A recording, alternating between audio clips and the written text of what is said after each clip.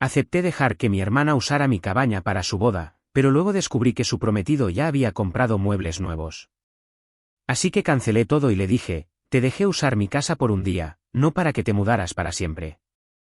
Soy dueño de una cabaña en las montañas, a unas 3 horas de donde vive la mayor parte de mi familia. No es nada lujoso, solo una casa de 2 habitaciones en 2 hectáreas con una vista decente del valle, pero es mía. La compré hace 2 años después de ahorrar durante casi una década, y se ha convertido en mi santuario para escapar del estrés de trabajar como ingeniero de software en la ciudad. Mi hermana menor, Sofía, de 25 años, se comprometió hace 6 meses con su novio, Mark, de 27. Llevan juntos 2 años y, sinceramente, siempre he pensado que Mark era un tipo decente, aunque un poco pasivo. Cuando anunciaron su compromiso en una cena familiar, todos estaban encantados. Mis padres inmediatamente empezaron a hablar de lugares y planificación, y fue entonces cuando las cosas empezaron a complicarse. Sofía mencionó que siempre había soñado con una boda en la montaña. A mi madre se le iluminaron los ojos e inmediatamente sugirió mi cabaña. Sería perfecto, exclamó. Propiedad familiar, vistas preciosas y muy íntimo. Antes de que pudiera siquiera procesar lo que estaba sucediendo, Sofía chillaba de emoción, hablando ya de guirnaldas de luces y arreglos de flores silvestres. Quiero ser claro, amo a mi hermana. De pequeños, éramos competitivos pero muy unidos. Ella era la hija pródiga, la mejor de su promoción, con una beca completa para la universidad, comprometida con un abogado, mientras que yo era el callado que tardó 5 años en terminar la carrera de informática. Pero trabajé duro, viví con frugalidad, y esa cabaña representa todo lo que he logrado por mi cuenta. Cuando acepté a regañadientes dejarles usar la cabaña para la boda, Sofía me abrazó tan fuerte que no podía respirar. Eres el mejor hermano del mundo, dijo. Pero entonces se empezó a hablar de reformas. Quería volver a pintar el exterior, mejorar la terraza, instalar una pista de baile permanente y crear una suite nupcial en el dormitorio principal. Cuando sugerí que parecían cambios muy grandes para un evento de un solo día, se rió y dijo, bueno, aumentará el valor de tu propiedad. Mark me llevó aparte más tarde y mencionó que ellos cubrirían los costos de cualquier mejora. Eso parecía razonable, pero algo no me cuadraba. Cuando pregunté por los plazos, Sofía dijo que necesitarían acceso a partir de 3 meses antes de la boda para los preparativos. 3 meses me pareció excesivo, pero mis padres ya me estaban llamando generoso y maravilloso, y no quería parecer egoísta. La semana pasada, mi prima Emma, de 31 años, que trabaja como agente inmobiliaria, vino de visita. Quería ver la cabaña porque había oído hablar mucho de ella. Mientras tomábamos un café en la terraza, mencioné los planes de la boda. La expresión de Emma cambió de inmediato. ¿3 meses de acceso? ¿Reformas importantes? Lucas, Sofía ha mencionado algo más sobre la cabaña. Le conté que Sofía había hecho algunas bromas sobre que sería su lugar de aniversario y que a ella y a Mark les encantaría pasar cada aniversario allí. Emma dejó su taza de café con tanta fuerza que resonó. Lucas, necesito que escuches con mucha atención. ¿Ella o Mark te han pedido que firmes algo? ¿Algún acuerdo sobre la boda o las reformas? Se me revolvió el estómago. Admití que Mark me había enviado por correo electrónico un simple acuerdo sobre las reformas que su amigo abogado había redactado, solo para proteger a todo el mundo. Aún no lo había firmado, pero pensaba hacerlo. Emma me pidió verlo de inmediato. Actualización 1, los documentos no mienten. Emma pasó 2 horas revisando el acuerdo que Mark me había enviado. Su rostro se fue poniendo cada vez más serio a medida que leía. Finalmente, me miró con una expresión que nunca antes había visto, una mezcla de ira e incredulidad. Lucas, esto no es un acuerdo de reformas. Esto es prácticamente una transferencia de derechos de propiedad. Si firmaras esto, tendrían el derecho legal de ocupar la cabaña durante 3 meses, hacer cualquier modificación que consideren necesaria, y aquí viene el remate. Mantener derechos de acceso continuo para fines conmemorativos. Ese es un lenguaje legal que podría interpretarse como derechos de residencia parcial permanente. Sentí como si me hubieran dado un puñetazo en el estómago. Emma continuó, hay más. Por la forma en que está redactado, si establecen su residencia durante esos 3 meses y realizan mejoras sustanciales, podrían potencialmente reclamar la propiedad por usucapión más adelante. Especialmente si pueden demostrar que han estado manteniendo y mejorando la propiedad. No podía creer lo que estaba oyendo. Tenía que ser un malentendido. Sofía era mi hermana. ¿No intentaría robarme la cabaña, o sí? Emma sugirió que hiciéramos una investigación discreta. Tenía contactos en la oficina de registros del condado y podía comprobar si había habido alguna consulta inusual sobre mi propiedad. También me recomendó que instalara cámaras de seguridad de inmediato y cambiara las cerraduras, solo por precaución. 2 días después, Emma me llamó con información que me heló la sangre. Alguien, efectivamente, había estado haciendo consultas sobre mi propiedad, específicamente sobre el historial de propiedad, posibles gravámenes y algo llamado procedimientos de establecimiento de inquilinos. Las consultas habían sido realizadas por un bufete de abogados, Mox Lab Firm. Pero eso no era lo peor. Emma había investigado en las redes sociales y encontró un tablero privado de Pinterest de Sofía titulado Nuestro hogar en la montaña. Estaba lleno de planos de reforma, distribución de muebles e ideas de decoración de temporada para mi cabaña. Las descripciones hablaban de nuestro hogar de aniversario para siempre y donde nuestros hijos pasarán los veranos. Un pie de foto decía: no puedo esperar a convertir la guarida de soltero de Lucas en nuestro retiro familiar. Al día siguiente, me enfrenté a Sofía. Mantuve la calma, simplemente le pregunté directamente sobre sus planes a largo plazo para la cabaña. Al principio, se hizo la inocente, diciendo que solo quería la boda perfecta. Pero cuando mencioné el tablero de Pinterest, su actitud cambió por completo. «Estuviste espiando mis tableros privados», me acusó. «Sofía, es mi propiedad. Tengo derecho a saber si planeas mudarte». Ella puso los ojos en blanco. «Por Dios, Lucas, no seas tan dramático. Tampoco es que la uses mucho». ¿Estás allí, qué, un fin de semana al mes? Mark y yo realmente la apreciaríamos. La cuidaríamos. La mejoraríamos. Mamá está de acuerdo en que tiene sentido que una propiedad familiar vaya a alguien que realmente está formando una familia. La frase propiedad familiar me golpeó como una bofetada. No es una propiedad familiar, Sofía. Es mi propiedad. La compré con mi dinero. Dinero que tú te ahorraste viviendo en casa hasta los 25. Ella respondió, mientras yo tenía que pedir préstamos estudiantiles porque yo sí me fui a la universidad. Pero claro, quédate con tu preciosa cabaña para ti solo mientras Mark y yo empezamos nuestro matrimonio en un apartamento diminuto. La conversación degeneró a partir de ahí. Me acusó de ser egoísta, de no apoyar su felicidad, de tener que superarla siempre. Esa última acusación me dejó atónito. Nunca había intentado competir con ella. Si acaso, siempre había sentido que iba a la zaga de mi exitosa hermana pequeña. Emma me ayudó a encontrar un abogado inmobiliario al día siguiente. Revisó el acuerdo y confirmó todo lo que Emma había sospechado. También me ayudó a redactar un contrato de alquiler adecuado para la boda, solo por un día, con términos específicos sobre modificaciones y responsabilidad. Sin pernoctaciones antes o después, sin reformas sin aprobación por escrito, y absolutamente, sin derechos de acceso continuo. Actualización 2, la explosión familiar. Cuando les presenté el nuevo acuerdo a Sofía y Mark, se desató el infierno. Mark intentó mantener la calma, diciendo que mi abogado había malinterpretado sus intenciones, pero Sofía estalló. Llamó a nuestros padres inmediatamente, llorando porque yo estaba arruinando su boda y tratándola como a una criminal. Mis padres llamaron a los pocos minutos. Mi madre estaba decepcionada conmigo por complicar las cosas, mientras que mi padre dijo que debería sentirme honrado de que Sofía quisiera usar tanto la cabaña. La familia ayuda a la familia, dijo. ¿No quieres que tu hermana sea feliz? Intenté explicarles lo del acuerdo original, pero lo descartaron como un malentendido. Mark es abogado, dijo mi madre. Seguro que solo quería que todo estuviera debidamente documentado. Estás siendo paranoico. Emma, bendita sea, intervino en ese momento. Llamó a mis padres y les explicó exactamente lo que el acuerdo habría significado en términos legales. También compartió lo que había descubierto sobre las consultas de la propiedad. Mis padres se quedaron en shock, pero aún así intentaron restarle importancia. Quizás Mark solo estaba siendo minucioso, sugirió mi padre débilmente. El chat grupal de la familia explotó. Los parientes tomaron partido.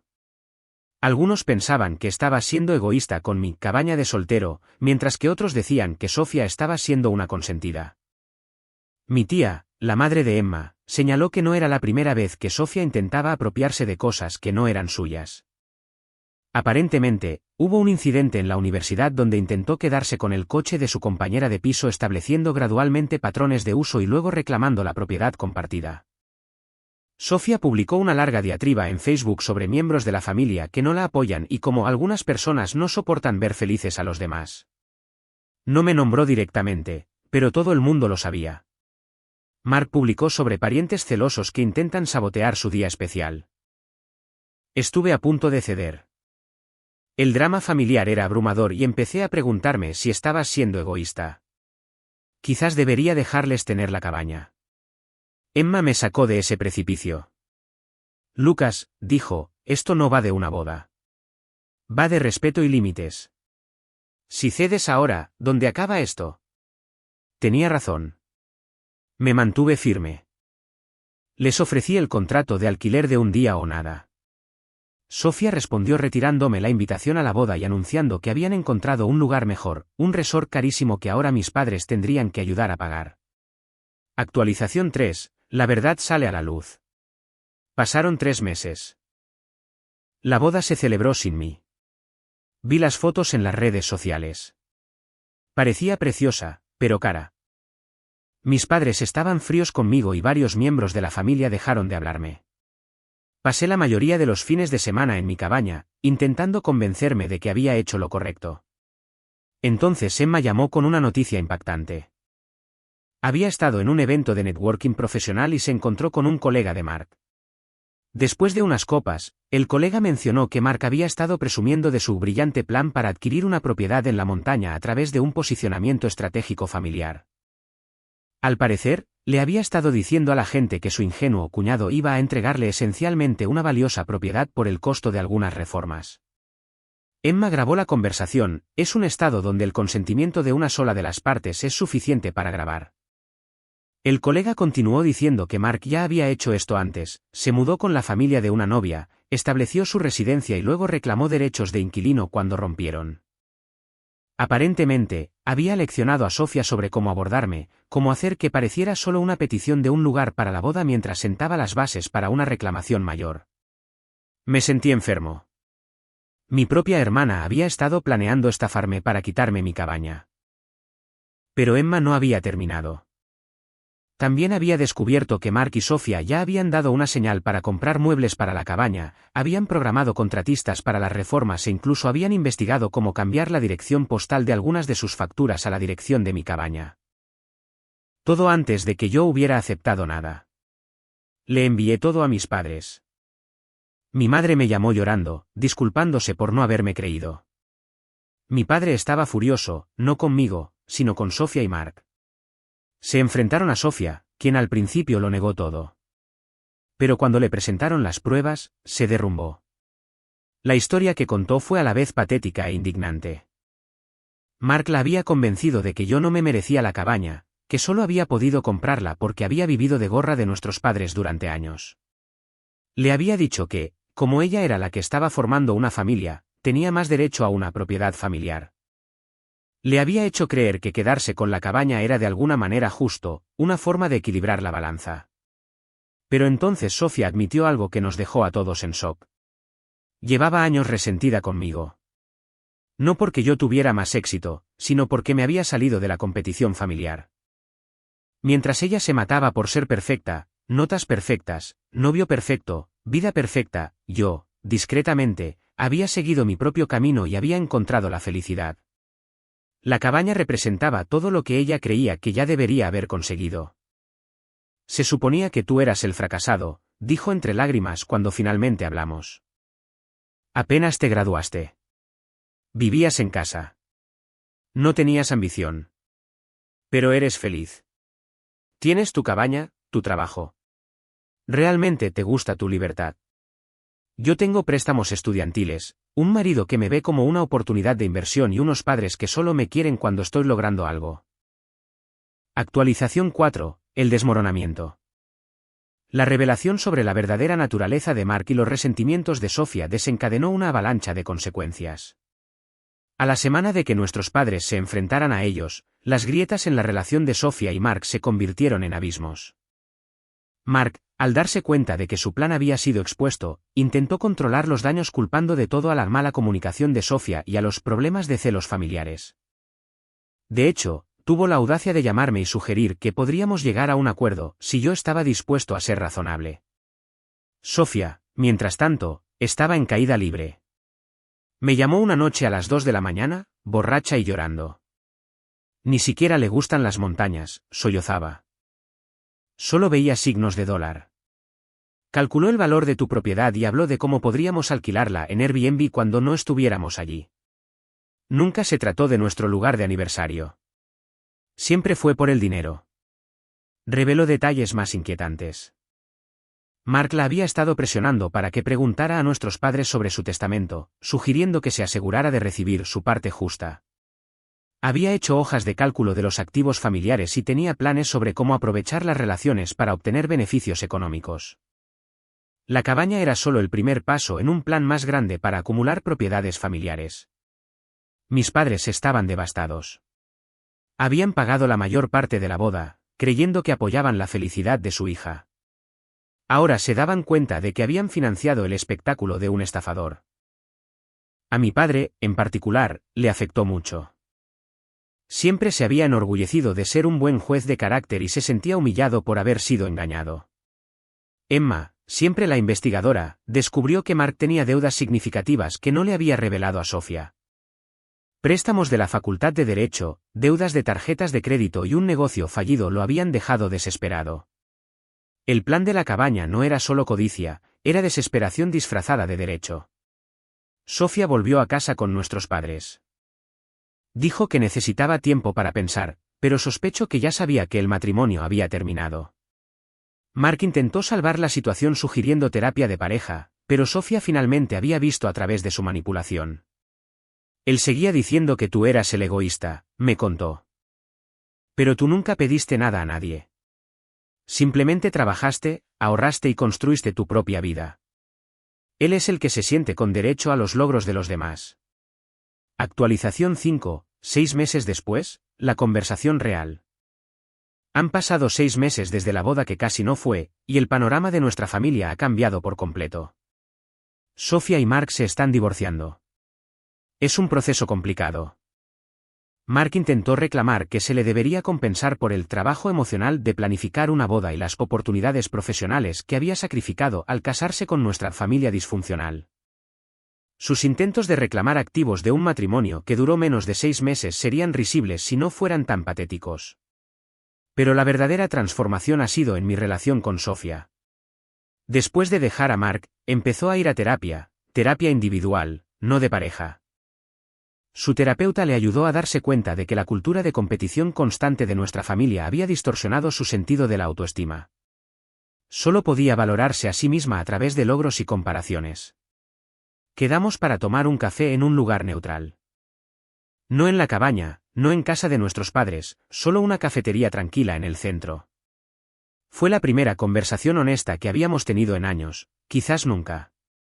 Te he odiado durante tanto tiempo, admitió, rodeando su taza con las manos. No un odio real, sino este resentimiento ardiente. ¿Sabes cuál era la peor parte? Que tú ni siquiera sabías que estábamos compitiendo.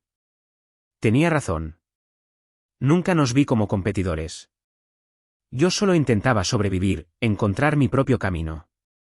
Mientras ella coleccionaba logros como si fueran trofeos, yo solo intentaba construir una vida que me pareciera auténtica. Mamá y papá siempre nos comparaban, continuó, pero era sutil.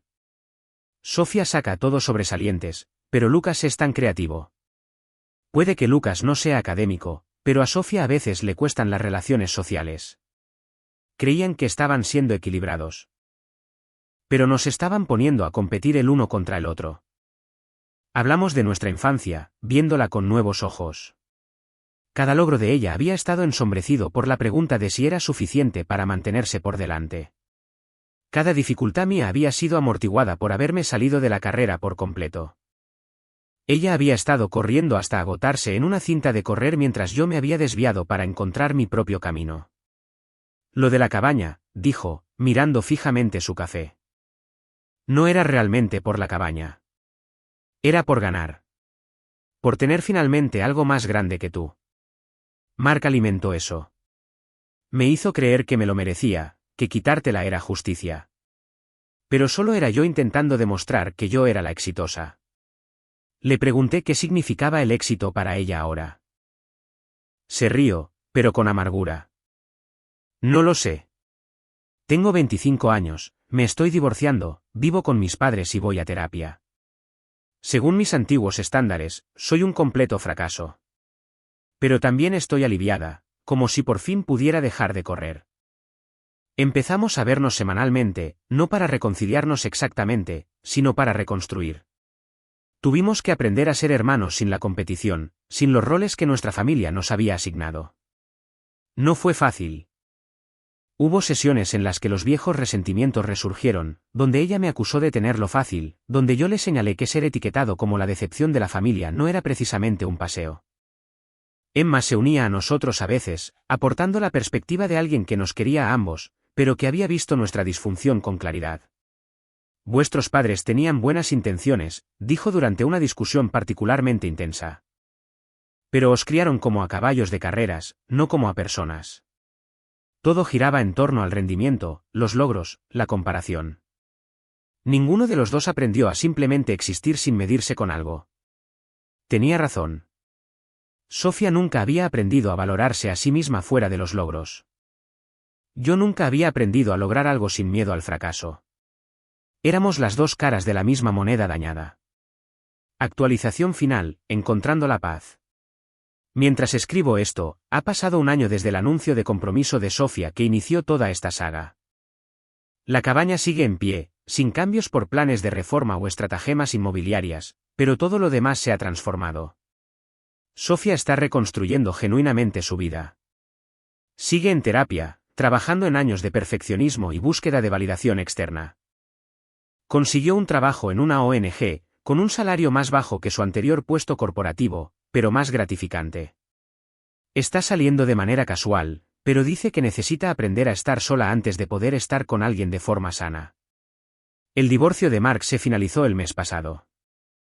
No consiguió nada, excepto la lección de que no todas las familias son un blanco fácil. Nuestros padres han hecho su propio examen de conciencia. Han reconocido su papel en la creación de la dinámica competitiva entre nosotros. Mi madre, en particular, ha luchado con la comprensión de que su aliento a menudo venía en forma de comparación. Están intentando cambiar, aunque los viejos hábitos tardan en desaparecer.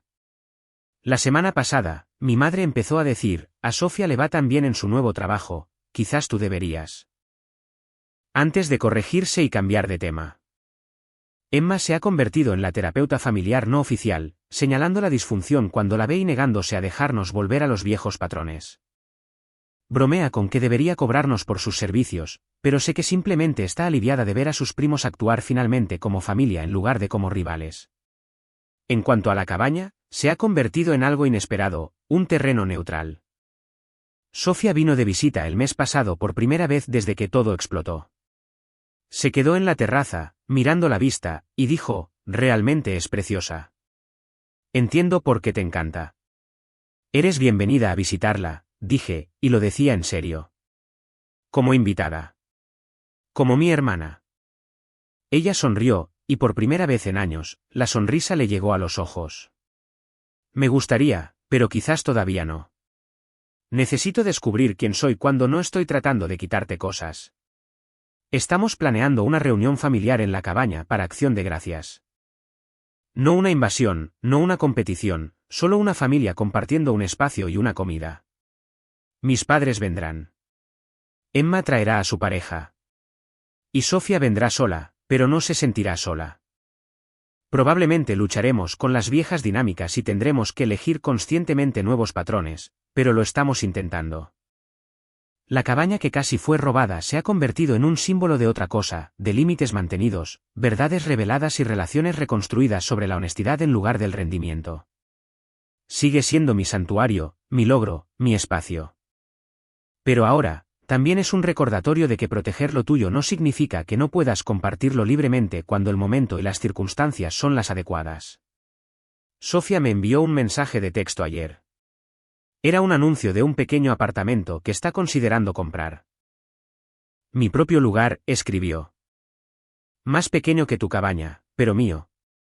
Sin planes, sin manipulación, solo ahorrando y trabajando. Sienta bien. Le respondí, estoy orgulloso de ti. Y lo decía de verdad. Ella respondió, yo también estoy orgullosa de mí. Y Lucas, estoy orgullosa de ti por habernos plantado cara. A mí.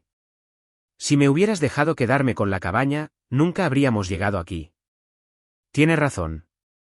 A veces, lo mejor que puedes hacer por alguien a quien quieres es negarte a permitir sus peores impulsos. A veces, proteger tus límites salva más que solo tu propiedad. Salva tus relaciones, forzándolas a transformarse o a revelar su verdadera naturaleza. La cabaña sigue en pie en sus 2 hectáreas, sin cambios por grandiosos planes de reforma. Pero todo a su alrededor, cada relación, cada dinámica familiar, cada concepción del éxito y el fracaso, ha sido renovado desde los cimientos. Y a diferencia de las mejoras propuestas por Mark, estos cambios sí que aumentaron el valor de lo que más importa. Mirando hacia atrás, me doy cuenta de que esto nunca fue realmente sobre una cabaña. Fue sobre 2 hermanos criados para competir en lugar de conectar, tratando de encontrar su valor a través de la comparación en lugar de la introspección. Se necesitó una estratagema, una revelación, la disolución de un matrimonio y meses de terapia para romper el patrón. Pero lo rompimos. A cualquiera que esté lidiando con dinámicas familiares similares, que sepa esto, poner límites no es egoísta. Es necesario. A veces, lo más amoroso que puedes hacer es decir no, y a veces, una crisis que parece que lo va a destrozar todo es en realidad el catalizador para reconstruir algo más sano. La cabaña sigue siendo mi santuario. Pero ahora, en lugar de ser un símbolo de lo que logré a pesar de mi familia, se ha convertido en un símbolo de lo que logramos como familia, la capacidad de cambiar, de crecer y de querernos como individuos en lugar de como competidores en una carrera que ninguno de nosotros necesitaba correr. Sofía y yo no somos hermanos perfectos ahora. Todavía tenemos momentos de tensión, viejos resentimientos que afloran y patrones que tenemos que resistir conscientemente. Pero somos sinceros el uno con el otro de una manera que nunca antes lo fuimos. La actuación ha terminado. La competición ha concluido, y lo que queda somos solo nosotros, imperfectos, trabajando en nosotros mismos, pero finalmente libres de la agotadora necesidad de medir nuestro valor comparándolo con el del otro. Y eso vale más de lo que cualquier cabaña podría valer jamás.